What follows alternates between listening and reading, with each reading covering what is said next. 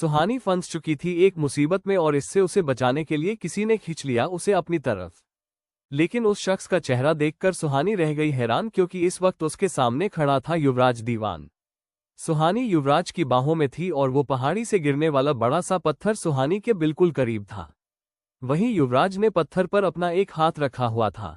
उसे देखकर ऐसा लग रहा था जैसे युवराज ने अपने एक ही हाथ से उस पत्थर को रोक दिया हो। तभी सुहानी ने आंखें फाड़कर युवराज को देखते हुए कहा, युवराज सर, आप यहाँ? सुहानी को यूं हैरान होते देखकर युवराज ने सुहानी का हाथ पकड़ा और उसे अपने साथ आगे लेकर जाते हुए बोला, चलो मेरे साथ। युवराज की सख्त आवाज सुनकर सुहानी ने आगे कोई सवाल नहीं किया और युवराज के पीछे पीछे चल दी। युवराज के साथ आगे की ओर जाते हुए सुहानी ने देखा कि कुछ ही दूरी पर युवराज की कार खड़ी थी और युवराज उसी तरफ बढ़ रहा था। लेकिन तभी पहाड़ी से एक और चट्टान नीचे आई और युवराज की कार को कुचलते हुए खाई में जा गिरी। ये देखकर युवराज और सुहानी शॉक्ड रह गए, लेकिन फिर युवराज ने बिना देरी किए अपना रास्ता बदल लिया और पहाड़ी के किनारे से लगे जंगल में चला गया। लैंडस्लाइड के समय युवराज का ध्यान सिर्फ सुहानी को बचाने पर था और इस सब में उसे एहसास ही नहीं हुआ कि सुहानी को बचाते हुए वो दोनों जंगल में आ चुके हैं। वो दोनों लैंडस्लाइड और भूकंप से तो बच गए थे, लेकिन उससे बचते हुए वो हिमालय के घने और खतरनाक जंगल में खो गए। लेकिन युवराज अभी भी सुहानी का हाथ थामे जंगल में चल रहा था। वहीं सुहानी के मन में एक ही सवाल चल रहा था जो उसे बार बार परेशान कर रहा था।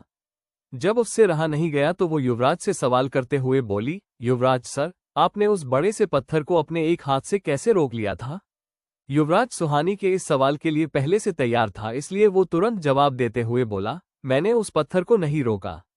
वो पत्थर नीचे रखे एक और पत्थर से टकराकर रुक गया था। उसी वक्त मैंने भी अपना हाथ आगे किया हुआ था, तो शायद तुम्हें लगा जैसे उस चट्टान को मैंने रोका है। सुहानी को युवराज की ये बात सही लग रही थी। वैसे भी इस बात पर कौन भरोसा कर सकता था कि एक आम इंसान अपने एक हाथ इतने बड़े चट्टान को रोक सकता है। युवराज का जवाब सुनकर सुहानी ने आगे और कोई सवाल नहीं किया और वो धीरे धीरे उसके साथ आगे बढ़ने लगी। अब रात होने लगी थी, लेकिन युवराज और सुहानी अभी भी जंगल में ही भटक रहे थे। ना तो उन्हें जंगल से बाहर निकलने का कोई रास्ता मिल रहा था और ना ही उस पहाड़ी इलाके में फोन में नेटवर्क आ रहे थे। कई घंटे तक लगातार चलने के बाद भी जंगल खत्म होने का नाम भी नहीं ले रहा था। दिन भर चलते रहने की वजह से सुहानी अब बहुत थक चुकी थी, लेकिन युवराज के साथ ऐसा कुछ नहीं था। वो उसी फुर्ती के साथ अभी भी सुहानी का हाथ थामे इस जंगल से बाहर निकलने का रास्ता ढूंढ रहा था।